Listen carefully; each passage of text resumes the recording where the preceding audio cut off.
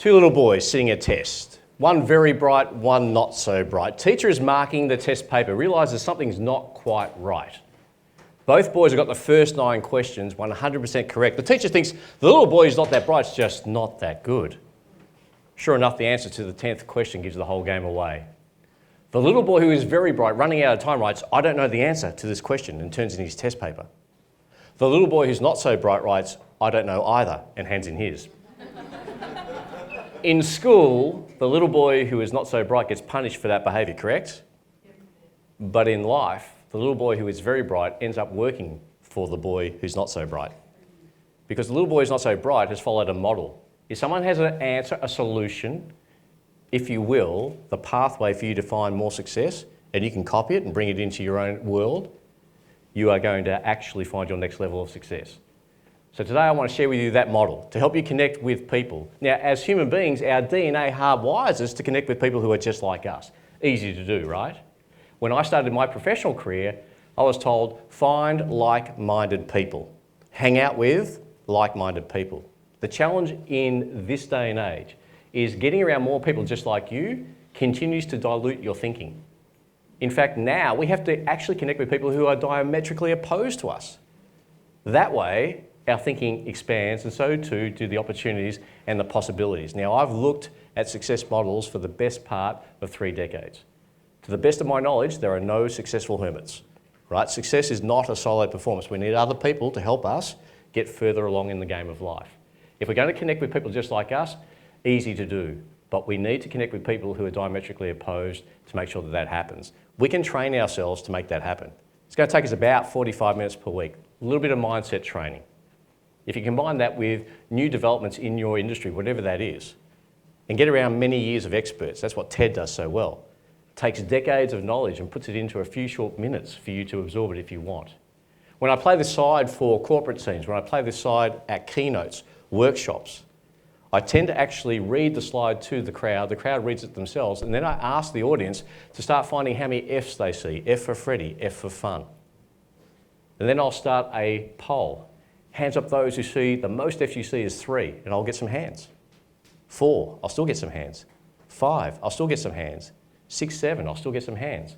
I even get a response if I ask for 8 F's, which tells me there's always someone in an audience on drugs, right? But that's a scary thought. But even you now have a number looking at that slide for a fair period of time, right? But the reality is your number may be right or it may be wrong. There are effectively 7 F's. They were there all the time. Did you see them? Your mind probably goes over the matter. The matter is 7 F's, you can see them if you want, but your mind is filtered very quickly to find shortcuts. We are aiming all the time to shortcut our way through to the next level of our progress. That's what we've done as a human being for all of our history on Earth. So today I want to share with you that model to make sure that that works for you going forward. All right? So in terms of that, we have to actually stop doing what we do so well, which is connect with like-minded people. We start broadcasting straight away. We've got to tune into who the person is before we broadcast. And it can be very complex because not everyone is wired the same. Can I just see a show of hands? Hands up those who've got children. More than one child. Keep them up. I do. Same DNA, same values, same upbringing, totally different, correct? That's the challenge. We come into an organisation, it takes everybody to make a family, doesn't it? It takes everybody to make an organisation. It takes everybody to make a community. It takes all types of people. And we need to connect with every single one of those, not as we are, but as who they are.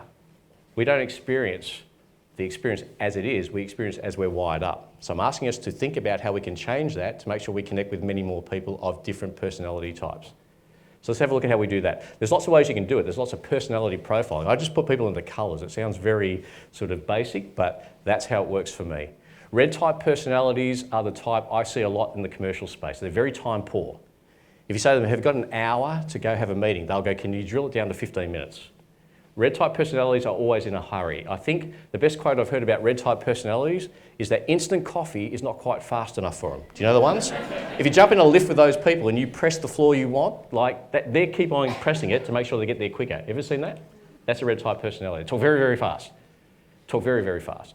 If you have a meeting with a red type personality, you say this normally takes an hour. I've drilled it down to the best 15 minutes I can, still giving you 5 minutes to ask me anything you like. They go, where have you been? 3 words are better than 33 for them, right? Which is diametrically opposed to a yellow type personality. Why only use 33 if 333 will get the job done, right? They want to have an engagement. I've drilled this down to 15 minutes. Oh, but I want to hang out with you all day. How are you? That's their greeting. How are you? A red type person, hi, how you going? What are we doing? Let's get on.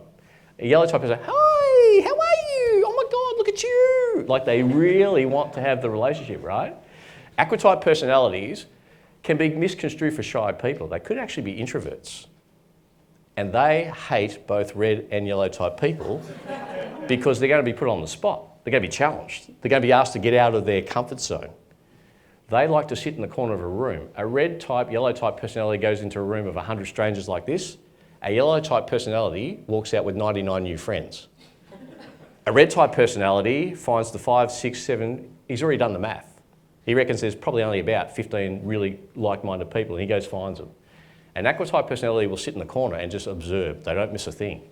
We can't be thinking that aqua type people aren't going to advance us. Some of the best minds on the planet are aqua type people. Tim Ferriss, who's spoken at TED, is the best example I can give you of that. Wrote a great book, is a thought leader of a global essence, but what he does is he doesn't broadcast anything until he's tuned in completely. And I think we need to be aware of those. The last group is blue type personalities. Mum, dad, 2.5 children, understand life, have the plan. They are absolutely process driven. They love the word process. If you can connect with the blue type personality around the word process, you've got them. You know, this building we came into, it's a process to get into this room. Blue type personalities are the gatekeepers at a doorway. If you don't tick off every box that needs to be ticked, they'll show you some other boxes that you didn't even know you needed to tick, right? You get them? If you write them a letter, they send it back with all the grammatical corrections. Have you ever seen that? So blue type personalities tend to be that way. What I'm saying to you is, my most favourite people to connect with are red and yellow because I'm normally time poor, I'm normally in between flights, I'm normally speaking at a conference, I'm normally at a book signing, I'm normally somewhere else. And I'm trying to get home. But when I'm at home, I'm the biggest aqua on the planet. You'll see me in daggy trackies, mockies, I won't move. But if I'm in red mode, I'm travelling somewhere, like when I fly, I'm looking for the shortest lane, getting through security, get to the gate, I want to get on board, I want to put my bag in the overhead, I want to get going. Do you understand how that works? What happens if you're a red type personality and your partner is aqua?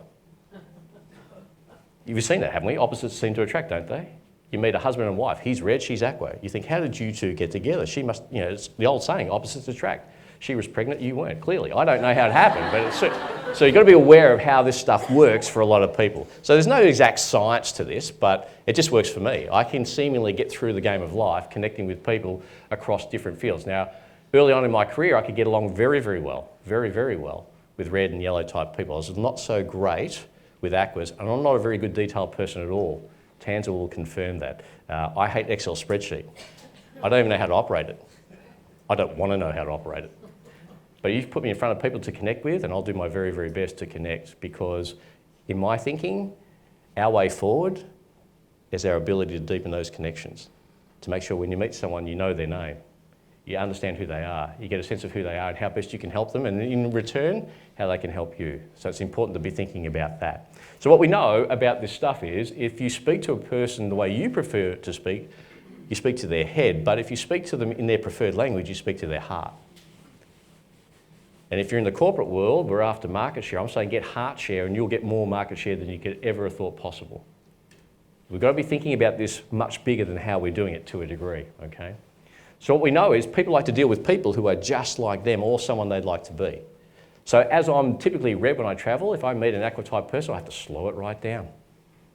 You know, if they feel threatened and if I cut them off in their conversation, they won't engage with me any further.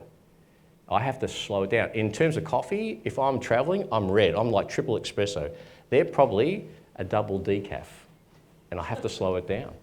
I have to make sure I'm absolutely talking much slower. If I'm trying to get on a flight that's been cancelled, and I'm speaking to a flight person at the airport, I know they're going to be very blue, they're going to be very process driven, so I'm going to have to talk that language. What would have to happen? What's the plan for me to get on the next flight available? Let me understand the plan, give me the process, and I'll fit into your process. Blue type people love that. Red type people just bang the desk. Don't you know who I am? I need to get on this flight. And that normally doesn't serve them too well. I'm sure you've all been to a restaurant, haven't you? And you don't know the conversations of the people around you, but you can pick up what's going on just by looking. You see the couples that are falling in love, right? You can also see the couples falling out of love, right? You see the couples where the husband is studying the menu with full vigour and the wife is just sitting going, any moment now he's going to mention my hair. I spent all day on my hair. But he's inquiring from the waiter, how is the special prepared? And I'm looking at this thinking, mate, just give her a compliment. There is some frequent flyer points available for you if you just give her a compliment right now. But you don't have to hear the words, you just observe what's going on. I think the biggest thing to mind over matter is observing, remembering, understanding, acknowledging, tuning in, now broadcast. Tune in, now broadcast. That would be fundamentally important. So why do all this? Why go through all of this sort of challenges? I think if you understand this process here, as John said in the introduction, I've been very lucky to have a book published. The only reason it was published was because of that distinction there. We think connection is about explaining to everybody who we are, what we do, and how we can help them, when realistically it's better off saying, it's not about me, it's not about us, it's about you and what you're trying. Give me an understanding about what it is you're trying to achieve and let me see if I can tune into you. Now that I understand that, go ahead of me in this queue. I think the world needs more of that, wouldn't you agree? The world needs a lot more of listening, much more than the talking of it. So why go through all of this stuff? I can remember my last year in primary school. I remember it vividly. I can still go back there in my mind's eye like in no time at all. I don't remember the exact date, but I do remember this day because it was an experience that taught me why it's important to make sure I connect deeper with everybody I'm around. Getting lost in schoolwork, I remember looking up and seeing a familiar face in the doorway to the classroom. It was Uncle Tony. Now, he wasn't actually an uncle. We were brought up to always say three things. Always say please and thank you. Always use the ability to say sir or ma'am. And the third thing was, quite simplistically, if someone came into our family a lot, regular, you called them uncle or auntie. If they came once or twice, you called them Mr. and Mrs., but you never called them by their first name. So Uncle Tony wasn't a blood relative of mine, but he was somebody who I knew quite well. I saw him approach my teacher, hand her a note. My teacher says, Ricky, do you know this man? Yes, miss, I do. Then you need to pack up your stuff and go with him. So I packed up my stuff, put it in my desk, walked up to him, I said, what's going on? He goes, I'm taking you to your mum and dad, they'll explain it all shortly.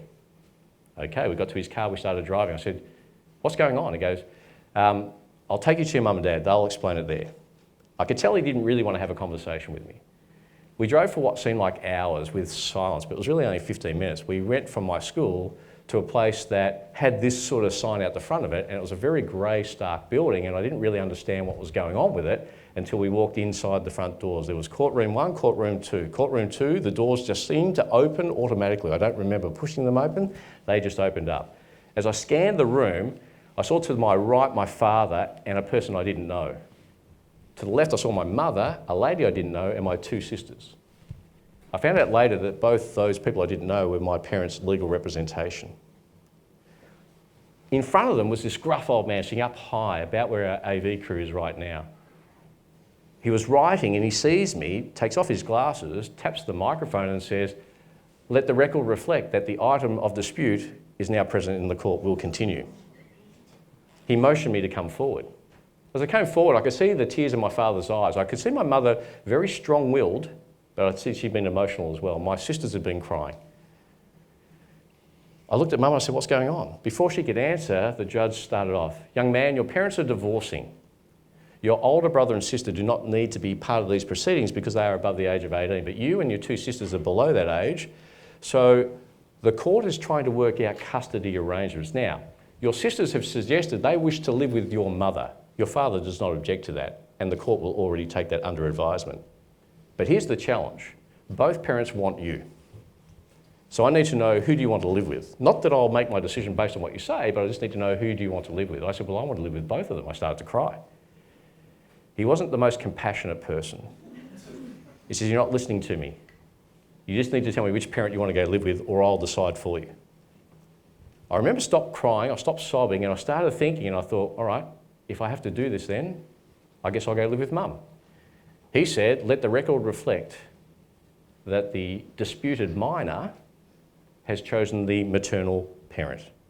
Now, the first thing I learnt from that was I'd gone from an item to a minor. I'm thinking that's progress. This is pretty good. He says, we will now take a quick recess to just get an understanding of exactly where we are, and we'll be back shortly. Bang goes his gavel, everyone rose, everyone walked out. My mum came over and hugged me. Thank you so much, son, I'm glad you chose me. I don't think I hugged her back, and if I did, it was probably because I was off balance. My father came over with tears in his eyes. Son, I thought you would have chosen me. I said, I want to choose both of you, but I don't get to call that. We shouldn't be in the middle of this. We should be at school in the middle of our day. I can't make your decisions for you, and you can't make mine for me either.